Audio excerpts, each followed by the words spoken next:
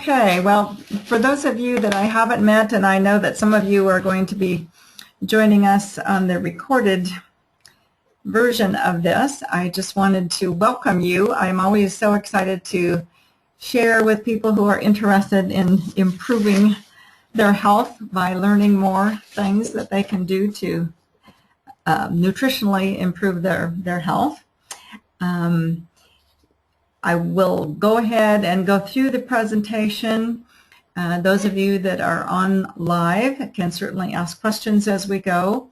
And if there are more questions and we get answered during the presentation, try to keep it to a half an hour. I will certainly stay on afterward and answer those.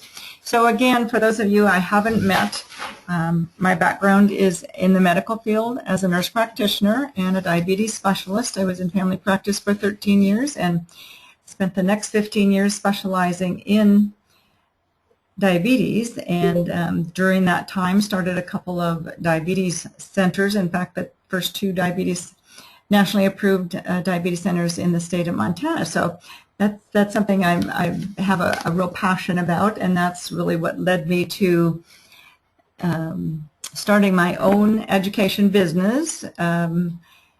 Oh gosh, 9 years ago now. And so I still am very passionate about helping people who have diabetes, but also I'm equally passionate about helping people prevent diabetes and just stay healthier in general. So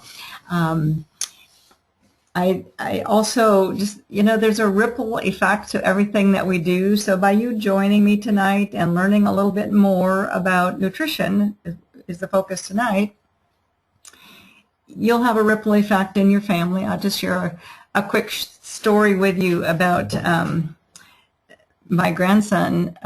My husband and I, when the preventive health company that I work with came out with a 13-week coaching program, transformation program it's called, and my husband had many medical issues and wanted to fix those.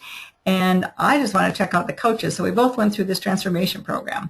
Well, the coaches were totally awesome. I learned so much from them. I didn't need to check them out. They were excellent. And in the process, I got in the best physical shape of my life, even though I'm not a young person anymore. I still am more fit than I ever was before. And my husband reversed 5 different health problems. It was pretty amazing.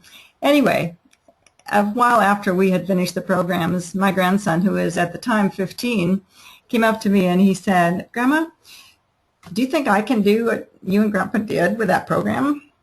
Because he'd heard us talking about it and seen the changes. And I said, "Well, you can't officially enter the program because you have to be 18 to do that, but I'll be your coach, and if you want to meet with me and come over every week for 13 weeks, I'll teach you, what I learned in the program, and we'll get you started on the products." And so he did. And it was just like so heartwarming to see him observe the changes in us and then want to get healthier himself. And, he was 15 then. And during those 13 weeks, I can't remember exactly now. It's, like I said, been 3 years ago. But I think it was about 12, 15 pounds that he lost. But the amazing thing is during that time, he grew almost 3 inches. And so it was just an incredible growth spurt. So he had lots more bone weight and learned all about nutrition, eating healthier, and did that, and actually started working out regularly at a gym. And total now he has lost, I think it's 35 pounds. He has continued all this much time later. He continues to practice what he learned. And so lots of things happen just by modeling good behavior. Anyway, that's my little story I had to share with you tonight. So we're talking about carbs tonight, and it's not a surprise probably to anybody that's watching that we're eating more food these days. I mean, you get supersized everything. This graph is just showing that not only are we eating more food, and they studied both men and women, so not only are we eating more food, getting more calories, but the kind of food has changed dramatically. The amount of carbohydrates we are eating has gone up exponentially, while actually the total fats have gone down. So we're eating more food and we're eating more carbohydrates. Now, carbohydrates as a whole are not an evil thing, but it's the quantity, the quality, and the sources of the carbohydrates that are so important. And this graph on the screen now shows you that over a few decades, where originally we got most of our carbohydrates from root vegetables and fruit, now look at over here, what is this, 1970-ish, the dramatic change. So now most of our carbohydrates come from sugar and cereals. And I know it isn't in and of itself the sugars and cereals as a problem, but those are carbohydrates that turn very quickly into sugar in the bloodstream, glucose, very quickly after we eat them or drink them. Lots of our carbohydrates now are coming in the form of beverages, and that triggers the pancreas to put out a huge release of insulin. Now, I'm not talking about diabetes. Everybody needs insulin. Everybody has insulin. Everybody responds in the same way, unless they have type 1 diabetes. But the vast majority of people will just get this big release of insulin from the pancreas to keep the glucose levels normal. And this results in really high levels of insulin being released. The problem with that is, and why insulin is the culprit, is high levels of insulin make us hungry, and insulin is a fat-storing hormone. So the more carbohydrates, the more insulin, the more problems we have with those issues. And on the screen now I just have, fructose and corn syrup and high fructose corn syrup. I'm sure those of you listening and watching realize that these aren't healthy foods. But what I would challenge you is when you go shopping, look at labels on everything that's in a box or bag. And if you see those ingredients, fructose or corn syrup or high fructose corn syrup, don't get them. And for a lot of people, that would be a huge change because it's in so many things. It's cheap, it lasts forever on the shelf, so the food industry loves it, and it's very addictive. The more we have, the more we want. But because of that high level of insulin that results from these glucose spikes and then insulin spikes, it's very, very inflammatory. Lots of inflammation. And we really know now in the medical field that type 2 diabetes and cardiovascular disease and even some cancers, many of the cancers are really an inflammatory process. Sodas, that like 20 grams of fructose in a soda. And sports drinks often have fructose and certainly a lot of sugar. And you can see the American Pediatric Association in 2011 actually passed a resolution that kids shouldn't drink sports drinks. Again, that's something that has gotten to be thought of as healthy, and anybody that's out, and thirsty, they're going to get a sports drink instead of soda, and that should be healthy. Well, it's not. And remember, too, that just plain table sugar is 50% fructose and 50% sucrose. Whole fruit, which, we consider fruit as being healthy because of all the fiber, which slows the breakdown of carbohydrates into glucose. But there is still 4 to 8 grams of fructose in fruit. I'm not saying you shouldn't eat fruit. I'm just explaining that. Whole fruit is much better because it has the fiber with it, so it breaks down much more slowly. But dried fruit, somewhere along the line. I'm hearing a little background noise. I don't know if maybe you could mute your phone if you can do that. You don't need to hang up. I can always mute on this end, but sometimes you can just mute your phone. That seems to take care of it. Dried fruit, again, has very concentrated fructose amounts in it, so I want to pay attention to that. And fruit juice, again, lots of people think fruit juice is healthy. Fruit juice is, fruit is the sweet. What makes fruit sweet is fructose. It takes 3 to 4 fruits to make a serving of fruit juice. So it is concentrated fructose in there. And what we normally would think of as a serving of, in the day, a serving of fruit juice, and it's even so today in nutritional and medical circles, 4 to 6 ounces of fruit juice is a serving of juice. But you all know that 12 ounces or a whole big bottle or jug of fruit juice is not uncommon. So problem then is we have these high levels of insulin. The insulin levels stay up. That's called insulin resistance. And this whole cascade of things that you see on your screen now can happen. So everything from fatigue, especially fatigue after meals, the cravings, can't lose weight because it's storing fat, hungry all the time, the inflammation that results in aches and pains that just migrate around, belly fat, which fat also is very inflammatory. The fat cells release inflammatory, trigger that inflammatory process. The insulin resistance results in abnormal cholesterol and triglycerides, and everything from thyroid to the sex hormones are affected. So it's a very major problem when we have high carbohydrate diet, lots of insulin all the time.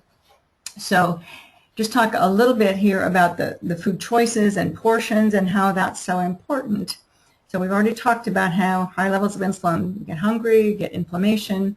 So we want to have more proteins, more lean meats, more healthy fats. And I'm going to do another presentation at another time about the healthy fats. And we need more fiber. Those things, more protein, more healthy fats, more fiber, mean the body needs less insulin. It also means that you stay full, you get full sooner, and you stay full longer, and there's a whole lot less inflammation. And breakfast is so, so important. Skipping breakfast is a major cause of weight gain. Weight gain, overweight, I should say, is the #1 cause of type 2 diabetes. Skipping breakfast, as you can see, increases type 2 diabetes incidence by 21%. So it's a very important thing. But not the usual American breakfast, which if you think about what most people have for breakfast, it's 99 to 100% carbohydrate. So we need a low carbohydrate breakfast that is high in protein. So just 3 things that people can do right away if you really are wanting to make some changes that you haven't already done. So we've already talked about cereal. That's, where we're getting most of our carbohydrates. And I'm not talking about just adults listening, but think about your children and your grandchildren and nieces and nephews and friends and all of that. So gradually decrease. I mean, if people are having cereal every morning and for snack after school and whatever before bed, kind of gradually decrease that and try to stop that altogether. Now, the steel oats, the real oats, can be an exception to that because it's so high in fiber, but not the instant oatmeals. I saw on Facebook the other day that someone had made steel oats in a slow cooker overnight. And the biggest problem with that kind of oatmeal, the healthy kind, is it takes so long to cook. Everybody's busy in the morning and trying to get off to work or kids off to school. And so I haven't tried it yet, but that's something that you might want to Google and see what you come up with. When we talk about kids, this is back to school time right now. I just saw a commercial on TV running the last few days. One of the grocery stores is having a big cereal sale for back to school. Get loaded up on your cereal. And there's pictures of these kids with just armfuls of boxes of cereals. And I'm thinking, it's just so bad. And then what do you put on cereal? Well, you put milk, which is carbohydrate, and then you add sugar, or they're already sugar coated. So the carbohydrates in cereal are just astronomical. So gradually get off the cereal. And then just cut down on sugar that's in other foods and beverages. As you can see on the screen, the average American intake is 180 pounds of sugar a year. So read labels, and also when you read labels, which is another topic I'll cover at another time, but when it says sugars on the list of ingredients and how many grams, remember that sugar is a carbohydrate and other things are carbohydrates. So when it says sugar, that's already counted in your total carbohydrates. So look at that total carbohydrates and try to keep that down. So that's the second thing. Just cut down on sugary foods and beverages especially. We drink so many calories that we don't even think about. And then substitute a salad or a fruit when you go out for a sandwich. It's just like French fries and potato chips have become an American staple as far as, what kind of fries do you want with your hamburger or your sandwich of any kind.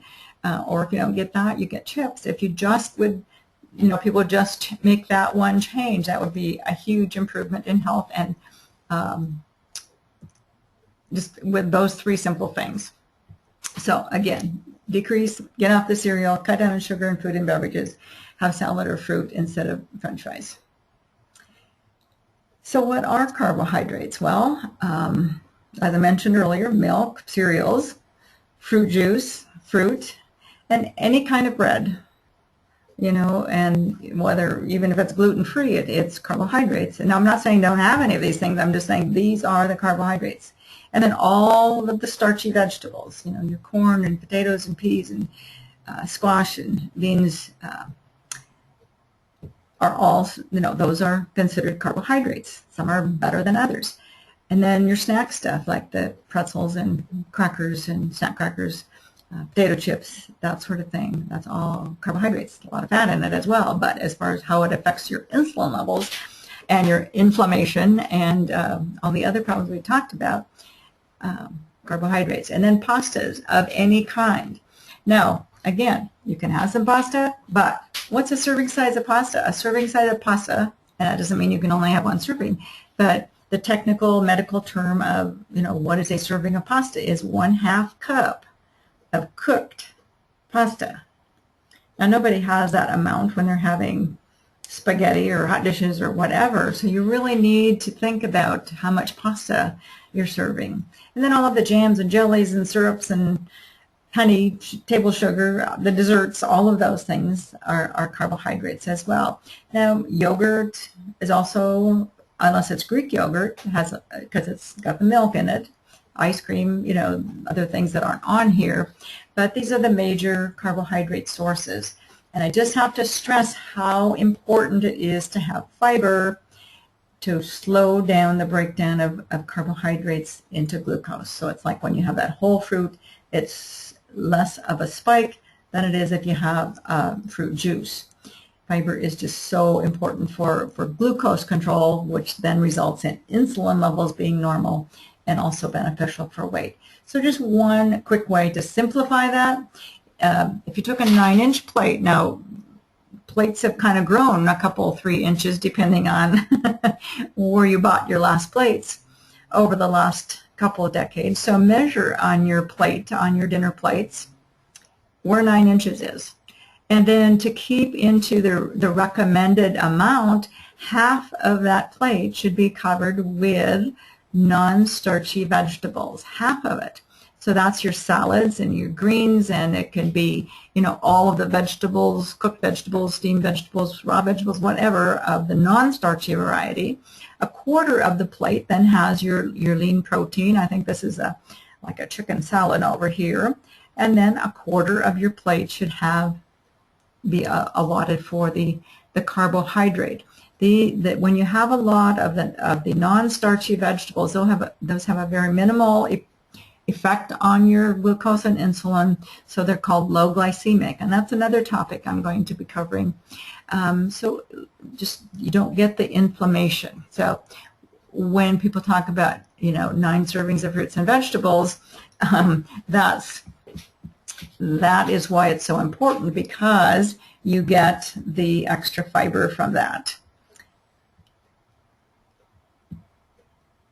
Okay. I see that Deb Marshall joined us. Welcome, Deb. I can just see my screen again now.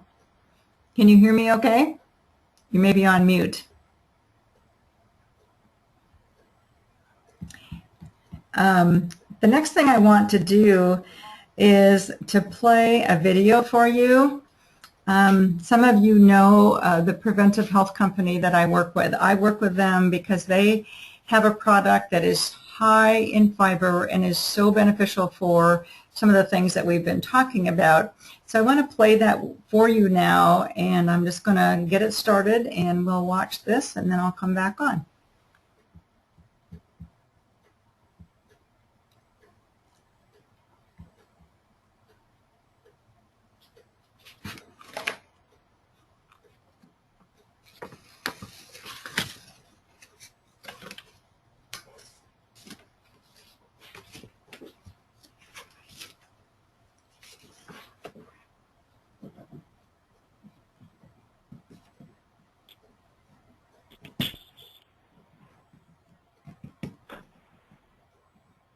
Judy, is there supposed to be some volume on the video?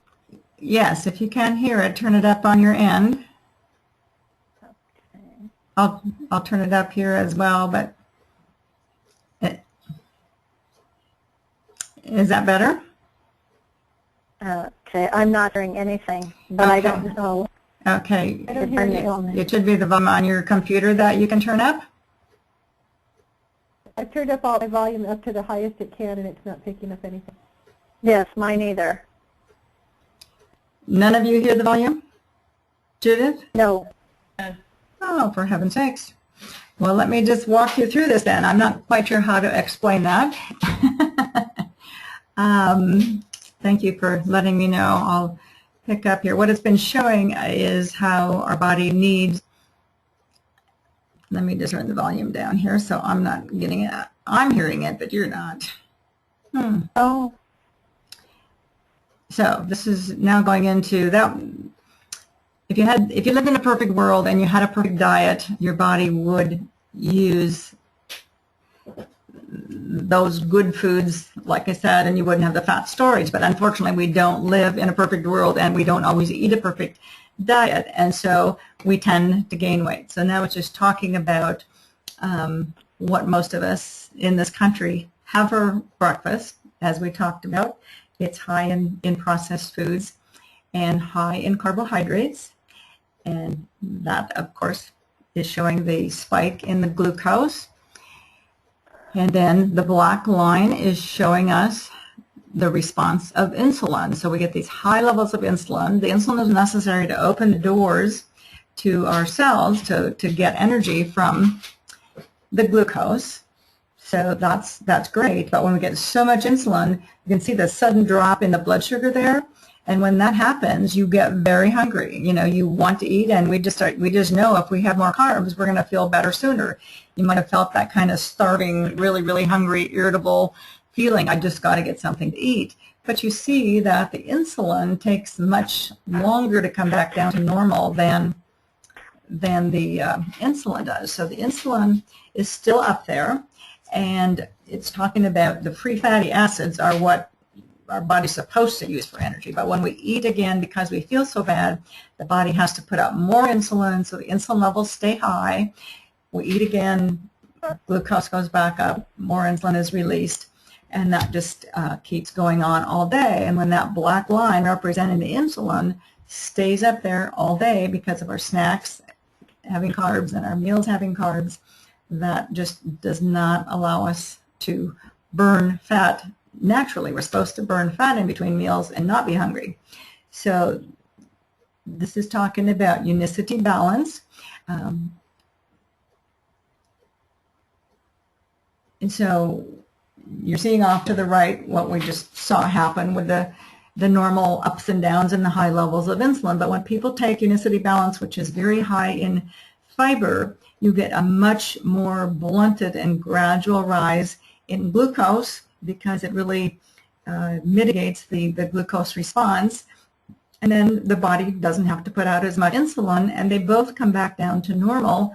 So the insulin levels are not staying high. You can see the difference in the black line on the left and on the right, and then they'll overlap them here. And when that happens, then in between meals, instead of craving the carbs, the fat cells are able to release these free fatty acids. That's how fat is stored. And that's how we burn fat for energy. That's how our bodies were intended to work.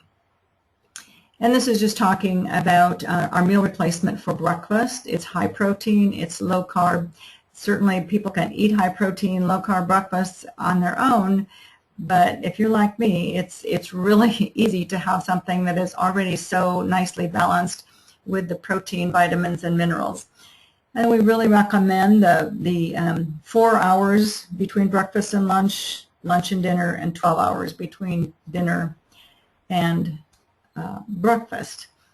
So spacing the meals properly, and then being more physically active. You don't have to be a fanatic about it, but really need to gradually increase physical activity.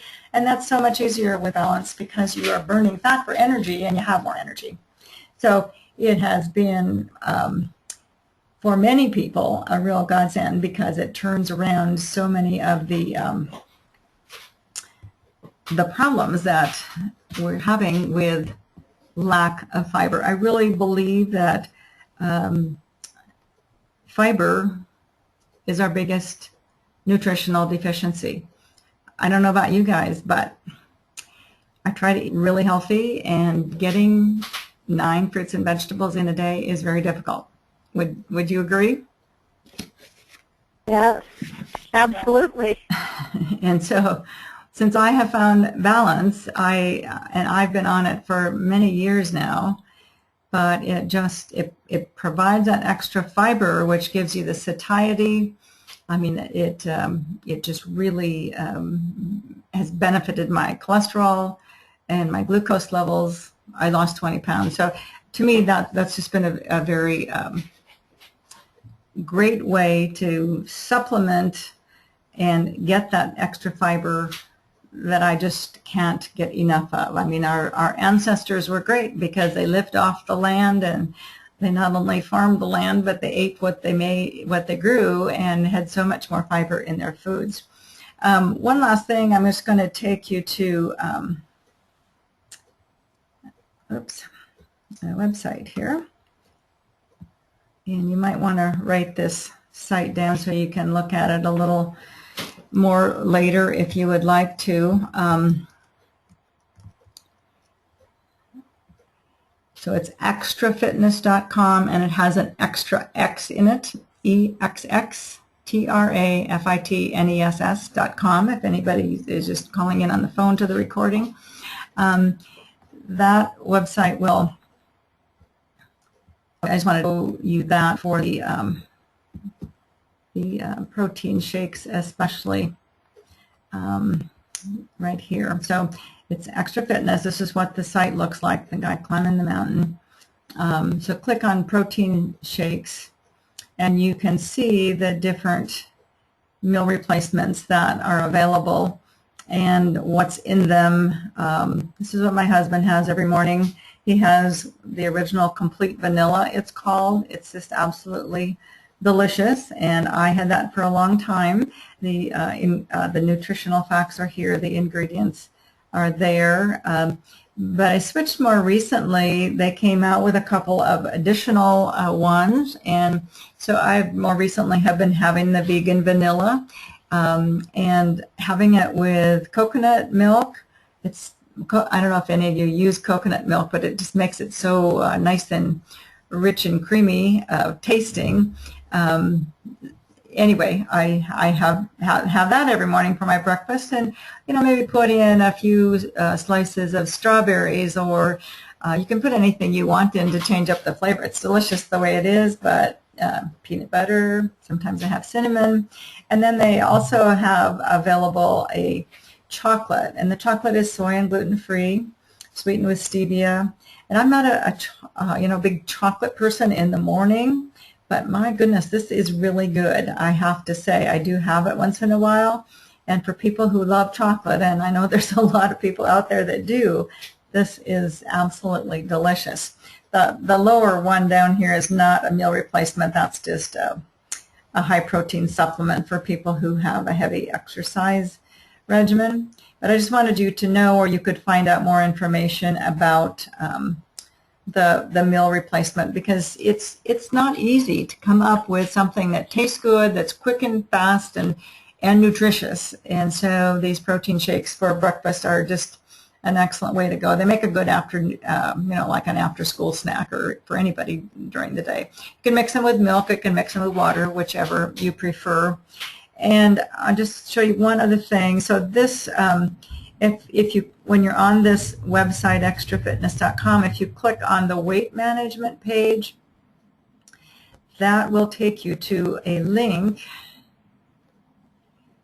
You scroll down a little bit and it says weight management for the biggest breakthrough in weight management in the last 30 years. Click here. And if you click on that, that will take you to another website that will give you much more information on the balance that I was just referring to.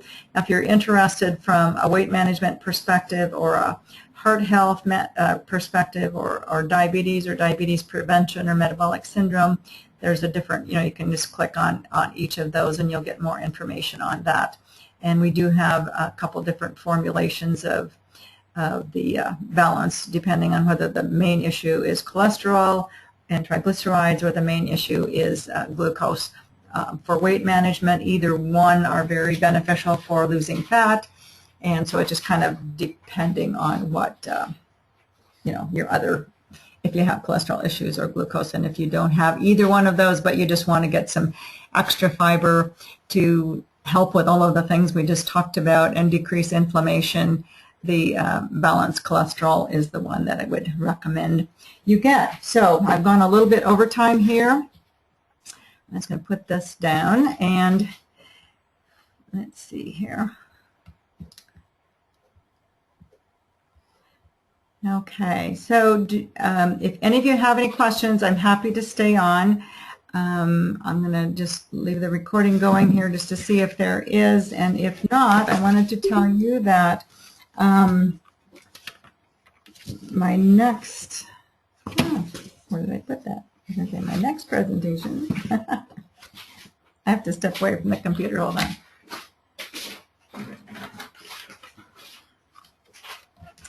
The next presentation, I'm going, and since it's all ladies on tonight, I did want you to know this too. I'm going to start having some of these at noon on Wednesdays, noon Mountain Time, for those of you who are out of our time zone here.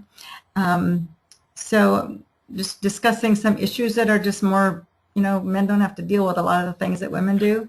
So we'll be discussing different things. So the next ones in September will be on Wednesdays at noon, and that will be September 17th and September 24th, unless there's anything major that changes in my schedule. So again, I'll send out emails just like for this one, but we're going to try that and see if, I know it's always problematic coming up with a time, so we'll see which of those we get the better results with. And then the next Thursday one will be October 2nd is my plan. So I asked if there's any questions, and then I went on talking. So anybody have any questions? Judy, that was my question, is when are the next ones going to be? Okay. So you've taken care of it very nicely. Thank you very much. I did get on about 15 minutes late for this one, so I just look forward to the next one that you have. Okay. So well, thank you for inviting me. Yes, I'm glad that you could join us. And are you here in town, Deb? Yes, this is Deborah Odell. It's just our. Oh, it says Marshall. Oh, okay. So I didn't recognize the name. Yeah. Oh, okay. Great. Yeah. All right. I'm glad that you were able to get Yes, in on this part is of it. wonderful. Great. Yes. Okay, Great ladies. information. I really appreciate it. You're very welcome. So any other questions? And if not, we'll go ahead and conclude this, and I'll stop the recording.